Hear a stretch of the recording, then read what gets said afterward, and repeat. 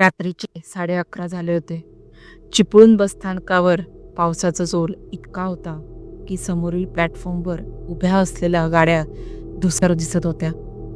मी माझ्या ऑफिसच्या कामासाठी पुण्याला निघालो होतो. कोकणातला पाऊस म्हणजे नुसता पाऊस नसतो, तो एक वेगळाच अनुभव असतो.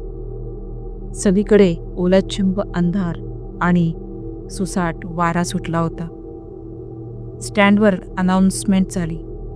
चिपळूण पुणे व्हाया महाबळेश्वर, गाडी नंबर MS12 AT 4590 फ्लॅट क्रमांक 3 वर येत आहे.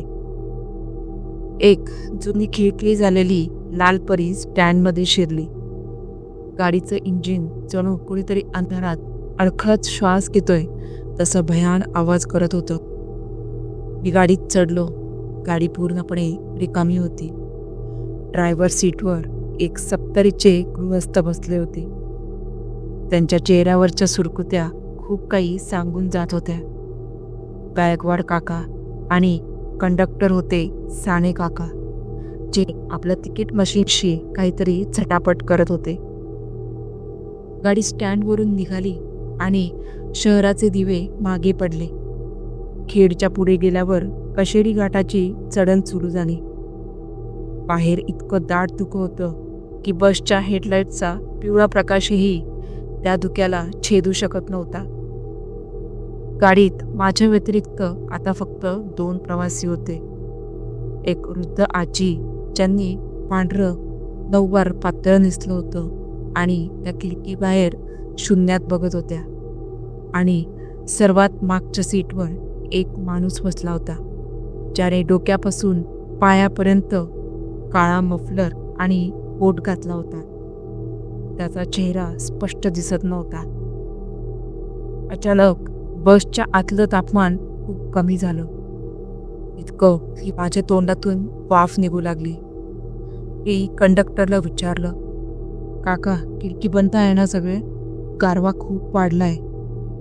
साने काकांनी माझ्याकडे पाहिलं. त्यांच्या डोळ्यात एक विचित्र भीती होती. ते फक्त एवढंच म्हणाले, बाळा शांत बसून राहा आणि देवाचं नाव घे. हा घाट आज खूपच जड वाटतोय. कंडक्टर असलेले साने काका तिकीट काढण्यासाठी मशीनवर बटन दाबू लागले, पण मशीनमधून अचानक टिकटिक असा आवाज येऊ लागला. जणू काही कुणीतरी अदृश्य हातांनी एकामागून एक 30-40 तिकीटं काढत होतं. अरे हे काय होतंय? कंडक्टर काका ओरडले. मशीनमधून निघालेली लांबच लांब तिकिटांची माळ खाली जमिनीवर पसरली.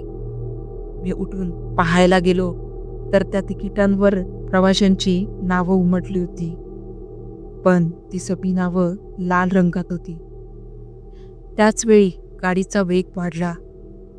गायकवाड काका म्हणजेच ड्रायव्हर मोठ्याने पुटपुटत होते, ती आली, ती पुन्हा आली.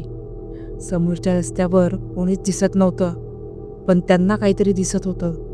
त्यांनी जोरात ब्रेक मारला. गाडी टायरचा मोठा आवाज करत थांबली. हेडलाईटच्या प्रकाशात एक दृश्य दिसलं.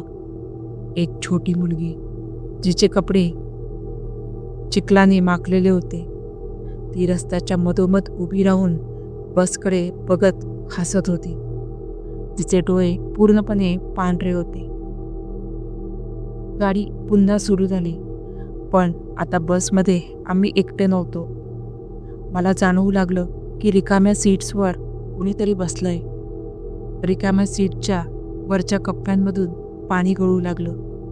हळूहळू बसमध्ये कुबट ओल्या मातीचा आणि जळालेल्या डिझेलचा वास पसरला. मी वरच्या मोठ्या आरशात पाहिलं आणि माझी पोबडीच वळली. आरशात ती बस पूर्ण भरलेली दिसत होती. मागे वळून पाहिलं तर बस रिकामी, पण आरशात पाहिलं तर प्रत्येक सीटवर एक भयानक आकृती बसलेली. कुणाचे डोके धरावर नव्हते, कुणाचे हात उलटे होते. ते सगळे मृत प्रवासी माझ्याकडे बघून मान वाकडी करून हसत होते. गाडीच्या छतावर कोणीतरी धावत असल्याचा आवाज येऊ लागला. धप धप. जणू काही 10-15 लोक बसच्या वरून उड्या मारत होते. खिडकीच्या काचेवर बाहेरून रक्त आलेले हात उमटू लागले. माझे लक्ष मागच्या सीटवरच्या त्या माणसाकडे गेलं. तो आता उठून हळूहळू माझ्या दिशेने येत होता. त्याच्या चालण्याचा आवाज नव्हता. तो जवळ आला आणि त्याने त्याचा मफलर बाजूला केला. त्याच्या चेहऱ्यावर मास्क नव्हतं, फक्त हाडांचा सांगाडा होता आणि डोळ्यांच्या जागी जळते निखारे होते. तो माझ्या कानापाशी झुकला आणि त्याचा बर्फासारखा थंड श्वास मला जाणवला. तो कुजबुजला, पुढचा स्टॉप तुझा आहे, कायमचा. मी जोरात ओरडलो आणि देवाचं नाव घेऊ लागलो.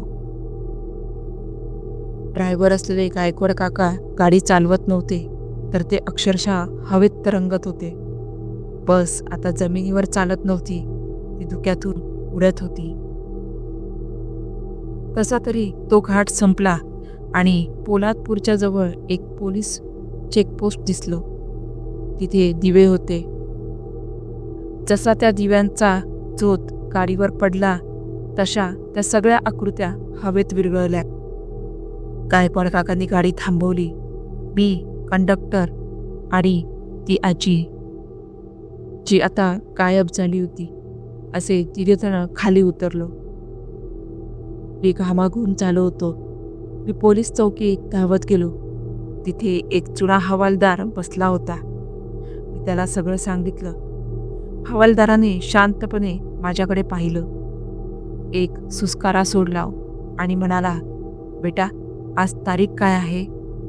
मी म्हटलं, 14 ऑगस्ट. हवालदार म्हणाला, आजच्याच रात्री बरोबर 10 वर्षांपूर्वी हीच एसटी बस 4590 कशेडी घाटात दरीत कोसळली होती. ड्रायव्हर गायकवाड आणि कंडक्टर साने यांच्यासह 42 प्रवासी त्या रात्री जागीच ठार झाले होते. तेव्हापासून दरवर्षी ह्याच रात्री ही बस त्या आत्म्यांना घेऊन या घाटातून प्रवास करते. नशीबवान आहेस की तू जिवंत बाहेर आलास. हवालदाराच्या ह्या बोलण्यावर मी अगदी स्तब्ध झालो आणि मागे वळून पाहिलं तर बस तिथेच उभी होती. पण ती बस आधीसारखी नव्हती. ती आता पूर्णपणे जळालेली, गंजलेली आणि चिखलाने माखलेली होती. ड्रायव्हर गायकवाड काका आणि कंडक्टर साने काका खिडकीतून माझ्याकडे बघून हात हलवत होते. हळूहळू ती बस धुक्यात अदृश्य झाली. मी माझ्या खिशाला हात लावला. माझ्या खिशात एक कागद होता. मी तो बाहेर काढला तर ते मगाशी मशीनमधून निघालेलं तिकीट होतं. त्यावर माझं नाव लिहिलं होतं आणि त्याखाली तारीख होती, पुढच्या वर्षीची 14 ऑगस्ट. आज इतक्या वर्षांनंतर देखील कशेडी घाटातला तो टिक टिक आवाज आजही माझ्या कानात घुमतो.